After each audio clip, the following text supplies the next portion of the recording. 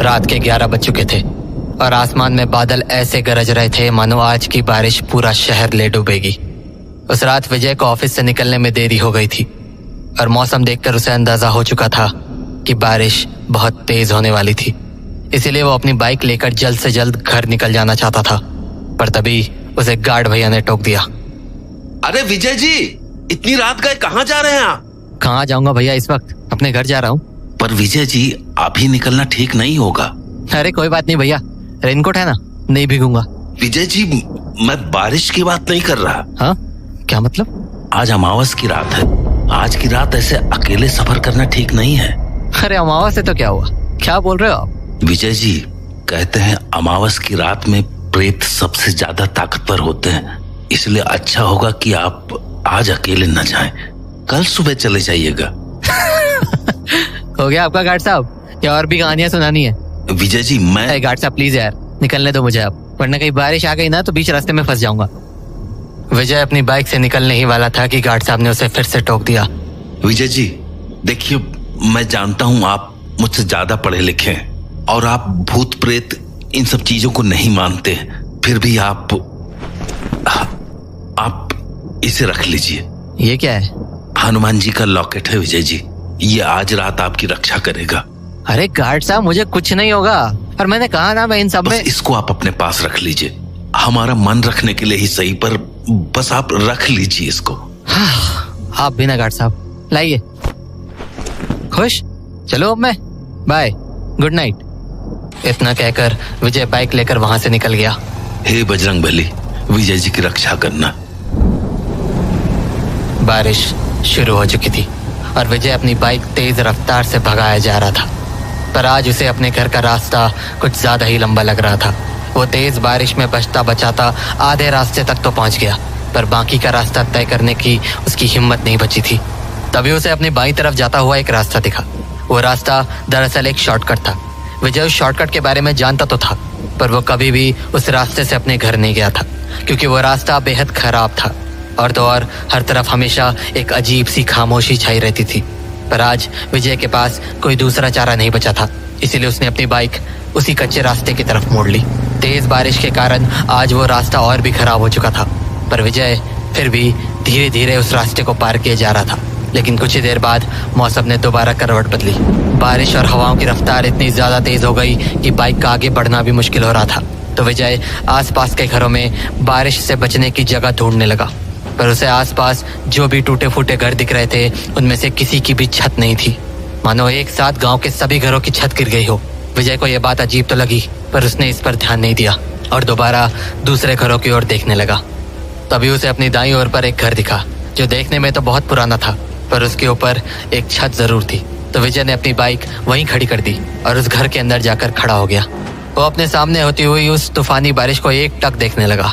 सामने का नजारा देखकर उसे समझ आ गया था कि बारिश अगले 2-3 घंटे तक रुकने नहीं वाली थी, इसीलिए वो वहां खड़ा होकर फोन चलाने लगा। पर कुछ ही देर में उसके फोन की बैटरी ने भी दम तोड़ दिया और हताश होकर विजय को फोन वापस अपनी जेब में रखना पड़ा। वो वहां खड़ा अपनी किस्मत को कोस ही रहा था कि तभी उसे अपने पीछे से एक दरवाजे के खुलने की आवाज आई। पलट कर देखा तो दरवाजे पर सफेद कुर्ता पजामा पहने एक बूढ़ा आदमी खड़ा था। उस आदमी को देखकर विजय डरने के साथ साथ चौंक भी गया था। उसे यकीन ही नहीं हो रहा था कि वहां कोई रहता भी था। तभी वो बूढ़ा आदमी बोला, बेटा अंदर आ जाओ, बारिश बहुत तेज हो रही है, भीग जाओगे। उस बूढ़े आदमी को उस टूटे फूटे मकान में देखकर विजय की धड़कनें तेज सी हो गई थी, पर फिर भी उसने अपने आप को संभाला और कहा, नहीं अंकल, मैं ठीक हूँ। विजय जवाब देकर वापस आगे की ओर मुड़ गया, पर तभी वो बूढ़ा आदमी दोबारा बोला, बेटा बारिश बहुत ज्यादा है, आ जाओ ना अंदर। नहीं अंकल, आई एम फाइन, मैं ठीक हूँ यहाँ, आप प्लीज फिक्र मत करो। एक बार कहा ना भीग जाओगे, समझ नहीं आता क्या तुम्हें? चलो आओ अंदर। अरे पर अंकल, बोला ना अंदर आओ, चलो। बेचारा विजय समझ ही नहीं पा रहा था कि वो बूढ़ा आदमी उसे इस तरह से क्यों डांट रहा था। पर फिर जब उसने बारिश को देखा तो सोचा, बारिश के रुकने में वैसे भी बहुत वक्त है, तो क्यों ना अंदर जाकर ही आराम से बैठा जाए। तो उसने मुस्कुराकर बोला, ठीक है अंकल, मैं चलता हूँ अंदर। तो विजय उस आदमी के पीछे पीछे अंदर के कमरे में चला गया, पर वो बूढ़ा आदमी अब भी गुस्से में था। वो पलटकर विजय को दोबारा से डांटने लगा, तुम्हें पता है मैं कब से तुम्हारा इंतजार कर रहा था? हाँ क्या? यहाँ तुम्हारी बच्ची कब से पापा पापा कर रही है और तुम्हें होश ही नहीं है। हाँ ये कोई टाइम है घर आने का? अंकल, आप ये क्या बोल रहे हो? और शायद आपको कोई गलतफहमी हुई है। मैं वो नहीं हूँ जो आप सोच रहे हो। और अंकल, वैसे भी मैं बाहर ही ठीक था, सो प्लीज मुझे बाहर ही खड़े रहने दीजिए। बारिश खत्म होते ही मैं चला जाऊंगा। अरे बेटा, गुस्सा मत करो। मैंने तुम्हें अंदर इसलिए थोड़ी बुलाया था कि तुम बाहर चले जाओ। अच्छा, पीछे देखो, देखो तुम्हारे पीछे कौन है। जैसे ही विजय पलटा, उसे अपने सामने एक छोटी सी बच्ची दिखी जिसके हाथों में एक गुड़िया थी और वो विजय को एक टक देखे जा रही थी। इससे पहले विजय कुछ बोलता, उसने कहा, पापा आप इतने देर से क्यों आए? जाओ, मैं आपसे बात नहीं करूंगी। उस बच्ची के मुंह से पापा सुनकर तो विजय का दिमाग घूम गया था। उसे समझ ही नहीं आ रहा था कि ये सब हो क्या रहा था। वो ये सब सोच ही रहा था कि वो बूढ़ा आदमी विजय के बेहद करीब आकर बोला, अपनी बेटी की बात का जवाब तो दे दो, क्या हुआ है तुम्हें? उस बूढ़े आदमी की बात सुनते ही विजय झुंझला कर बोला, अरे क्या बेटी बेटी लगा रखा है आपने? मैंने अपनी पूरी जिंदगी में ना तो आपको कभी देखा है ना इस बच्ची को। प्लीज ये फालतू बातें मेरे साथ मत कीजिए और मुझे जाने दीजिए। विजय ने इतना कहा ही था कि कमरे का दरवाजा जोर से बंद हो गया। और तो और वो बच्ची भी अब वहां नहीं खड़ी थी। पर इससे पहले विजय कुछ सोच पाता, उसे उस बूढ़े आदमी की आवाज दोबारा से आई और इस बार आवाज बहुत ज्यादा भयानक थी। तुमने ये अच्छा नहीं किया, बिल्कुल अच्छा नहीं किया, बिल्कुल। अपनी बेटी के साथ तुम्हें ऐसा नहीं करना चाहिए था। डर के मारे जब विजय उस बूढ़े आदमी की तरफ मुड़ा तो सामने का नजारा देखकर उसके होश उड़ गए।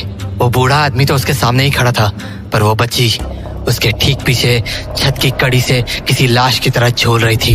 विजय ये देखते ही समझ गया कि उसका सामना किसी ऐसी चीज से हो चुका था जो इंसानी दुनिया के तो बिल्कुल भी नहीं थे। विजय पलटा और दरवाजा खोलकर बाहर भागने की नाकाम कोशिशें करने लगा, पर दरवाजा खुलने का नाम ही नहीं ले रहा था। तभी उसे उसी बच्ची की आवाज सुनाई पड़ी, पापा पापा। डरते हुए जब विजय पीछे मुड़ा तो उसकी बची खुची हिम्मत भी हवा हो गई। वो बूढ़ा आदमी अब वहां से गायब हो चुका था और उस रस्सी से लटकती बच्ची ने अपनी आंखें खोल रखी थी और वो एक टक विजय को मुस्कुराते हुए देखी जा रही थी। पापा, अब मैं आपको कहीं नहीं जाने दूंगी। अब आप हमेशा यही रहोगी मेरे पास।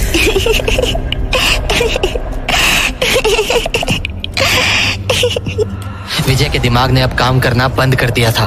उस हंसी को सुनकर उसके हाथ पांव सब ठंडे हो चुके थे, इसलिए उसने पलटकर दोबारा दरवाजा खोलने की सोची। पर जैसे ही वो पलटा, उसने अपने ठीक सामने उसी बूढ़े आदमी को खड़ा पाया। पर इस बार शायद वो अपने असली रूप में आ गया था। उसके पूरे शरीर पर खून के धब्बों के निशान थे और उसके पेट से उसकी आंतें बाहर आ रही थी। तभी वो बोला, अब तुम हमेशा यही रहोगे हमारे साथ।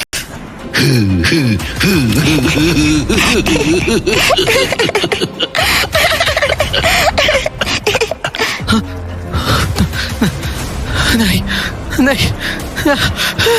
विजय की आंखें अब भारी होने लगी थी। वो समझ चुका था कि अब उसका बचना नामुमकिन था।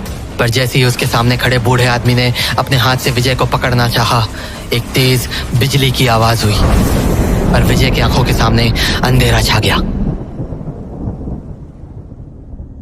विजय की जब आंख खुली तो उसने देखा कि वो जमीन पर गिरा हुआ था और बारिश बंद होने के साथ साथ सुबह भी हो चुकी थी। उसे समझ नहीं आया कि भला वो घर कहाँ गायब हो गया जिसके अंदर उसने उस बूढ़े आदमी और छोटी बच्ची को देखा था। और तो और उसे ठीक से याद भी नहीं था कि कल रात उसके साथ आखिर हुआ क्या था। तभी उसे अपने पास जमीन पर गिरा हुआ हनुमान जी का लॉकेट दिखा, वही लॉकेट जो उसे गार्ड भैया ने दिया था। उस लॉकेट को देखने के बाद विजय के सामने सब कुछ साफ हो गया। वो समझ गया कि पिछली रात उसका सामना प्रेतों से हुआ था और वो उनसे इसलिए बचकर निकल पाया क्योंकि उसके पास हनुमान जी का ये लॉकेट था। उसने उस लॉकेट को माथे से लगाया और अपनी जेब में रखकर वहां से निकल गया। लेकिन इस हादसे के बाद विजय एक बात तो अच्छे से समझ गया था कि भूत प्रेत जरूर होते हैं और वो इंसानों को कभी भी नुकसान पहुंचा सकते हैं, पर जिनके साथ बजरंग बली का आशीर्वाद होता है उनका वो बाल भी बांका नहीं कर सकते, क्योंकि भूत पिशाच निकट ना आवे, महावीर जब नाम सुनावे।